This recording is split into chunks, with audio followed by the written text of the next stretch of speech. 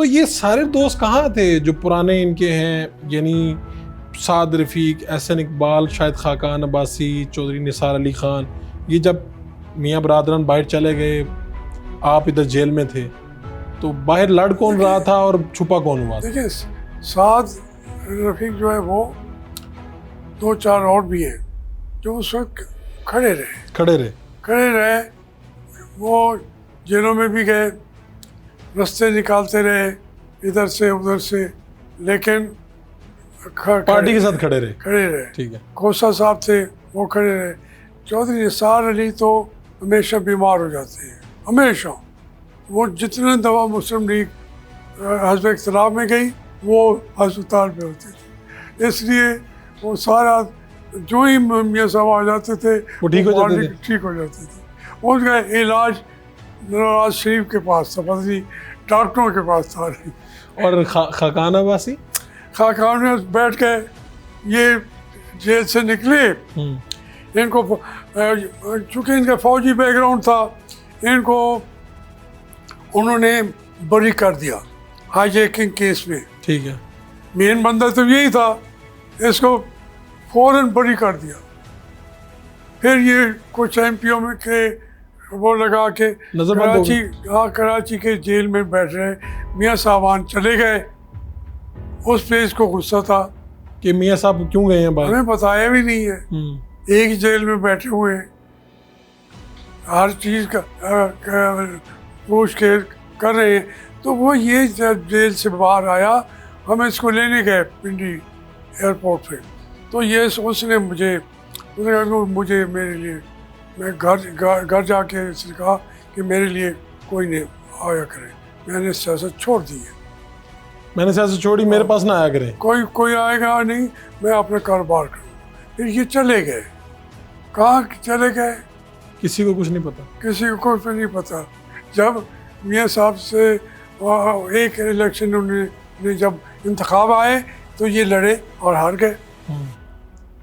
اس کے بعد پھر گم ہو گئے، تو کوئی کھڑا نہیں تھا. تو ایسا کون سا فرد ہے جس کو آج آپ دیکھتے ہیں تو آپ حیران ہوتے ہیں اور آپ کہتے ہیں یار جب مشکل وقت تھا تو یہ دوست تو کہیں پہ سارے، یعنی ساری جو اس ٹائم آپ گنتے جائیں، میں جو بڑے آئے میں اس کی ایک منٹ میں ابھی تاریخ بتا دوں گا.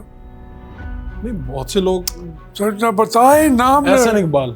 کون؟ احسن اقبال پارٹی کے احسن اقبال میرے پاس آیا جیل میں.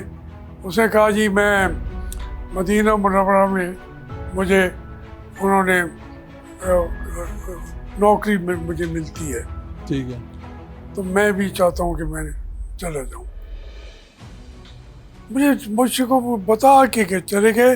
اور پھر یہ مدینہ کے اللہ نے ان سے کام لینا تھا، یہ مدینہ کی گلیاں سنوارتے رہے، ہم جیل میں بیٹھے رہے.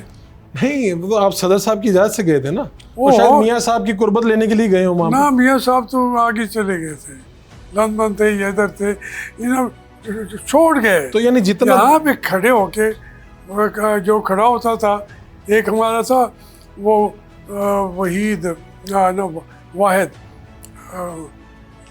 لاہور کا، اس نے کہا میں اب مجھے صدر بنائے، لاہور کا صدر بنائے. ہاں بنا دیا. وہ بعد میں شام کو پریس کانفرنس کر رہا تھا.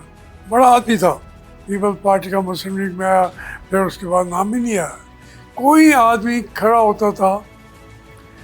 یہ ابھی بلوچستان تھا، کراچی، سندھ تھا، ساری تنظیمیں جتنے پیسے تھے ہمارے ان کے پاس وہ بھی اٹھا کے چلے گئے.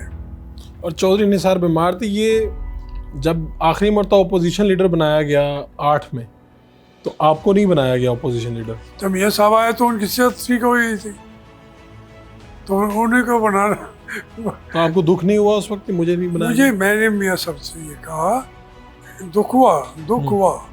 میں اپنا دکھ چھپا کے نہیں رکھتا نا. میں نے میاں صاحب سے کہا کہ آپ نے یہ بنا دیا، آپ جو ہے. پھر میاں صاحب نے کہا کہ آپ کہہ دیا حزب اختلاف ہم یہ کر بیٹھے ہیں. میں نے کہا چلو پھر اناؤنس مجھ سے کرائیں. تاکہ لوگوں کا اعتراض بھی ختم ہو جائے گا، ورنہ وہ کہے کہ جاوید عافی اس سے کو الگ کر کے انہوں نے اس کو بلایا ہے. ٹھیک ہے، میرے پلے کچھ تو رہنے دے اور اس کی عزت بڑھے گی، اس کی کریڈیبلٹی بڑھ جائے گی. تو میاں صاحب نے نہیں مانے. مجھے اب ہو گیا. اور یہ رانا ثناء اللہ صاحب تو میرے خیال تب جونیئر تھے، لیکن ان کی بھی بتا دیتا ہوں. انہوں نے پہلے بڑکی شڑکیں ماری. اچھا. تو انہوں نے پکڑ کے ان کے سارے آنکھوں کے یہ سارے تشدد کیا. ٹھیک. بے شمار تشدد کیا. سارے چہرے پہ اس کے چاقوؤں کے. تو میں گیا وہاں فیصل آباد میں ہاسپٹل میں ملا، تو انہوں نے کہا جی اب میں نہیں ہوں گا، اب میں کھڑا نہیں ہو سکتا. یعنی میں مسلم لیگ کے ساتھ نہیں ہوں. نہیں، پارٹی اور میں انیکٹیو ہو جاتے تھے نا. اوکے ٹھیک ہے، یعنی بس میں ارریلیونٹ ہو جاتے تھے. تو بھائی کون کھڑا تھا؟ خواجہ آصف بھی سنو. وہ خواجہ آصف جو ہے وہ چلا گیا تھا، اس میں پکڑ کے انہوں نے بھیج دیا اٹک میں، قلعہ اٹک میں. وہاں سے انہوں نے ان کے ساتھ لین دین کر کے تو کرنل فرق وہ تھے اس کے سمبڑیال کے، وہ پھر ایم پی اے بھی بنے ہیں، تو وزیر بھی بن گئے تھے.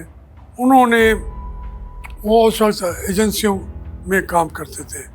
انہوں نے ان کی وہ کرائی کہ آپ کو ہم چھوڑ دیتے ہیں، آپ کو ایم این اے بھی بنوائیں گے، اور آپ اس کے بعد اپنی پارٹی میں بھی رہیں، جب ضرورت ہوگی تو ہماری بات بھی کریں گے.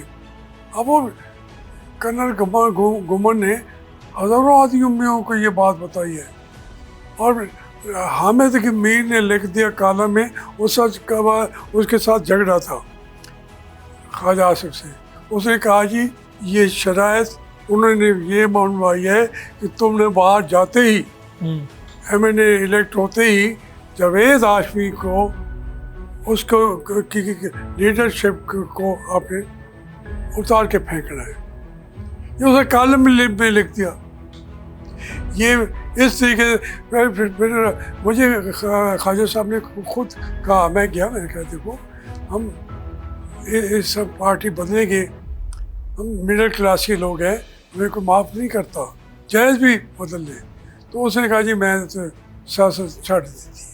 خواجہ آصف صاحب نے کہا ہاں میں جا رہا ہوں باہر، میں نوکری بھی مل گئی ہے. وہ بینک کے اندر جا کے اس نے نوکری کر لی. کہاں تھے؟ کون تھا اور لے نام لے. پھر تو آج کے حالات میں جو پاکستان تحریک انصاف کے دوست چھوڑ کے ادھر ادھر گئے ہیں، ان سے بھی کوئی گلا نہیں کرنا چاہیے. وہ یہ تو بیچارے کل آئے تھے، آ کے بیٹھے، اتنے بڑے بڑے لوگ اگر چلے گئے، بیٹھے بھی رہتے کہ نکالے بھی گئے. ہاں جی. یہ اور پوچھنا نون کا پرویز رشید صاحب، پرویز رشید کو انہوں نے پینٹی لگائی، جیل میں ڈالا. پھر انہوں نے بھی طریقے سے لندن کا رستہ اختیار کیا، اور پھر وہاں سے جا کے علاج کراتے رہے. پھر وہ ادھر آئے ہی نہیں ہیں. سب یہ سب آئے ہیں تو وہ آئے. تو یہ سارے دوست تب عرفان صدیقی صاحب تھے پارٹی میں؟ عرفان صدیقی صاحب فرنٹ میں نہیں تھے. ٹھیک ہے، لیکن اندر تھے، مشاورت کالمسٹ سے پہلے. ٹھیک ہے. اس سے ان کو تقریر میاں صاحب کو 2-3 دفعہ لکھا پسند آ گئی. پھر وہ کبھی نہ وہ جیل میں گئے تھے، نہ کبھی انہوں نے اس طریقے کا اب تو وہ پارلیمانی لیڈر ہیں.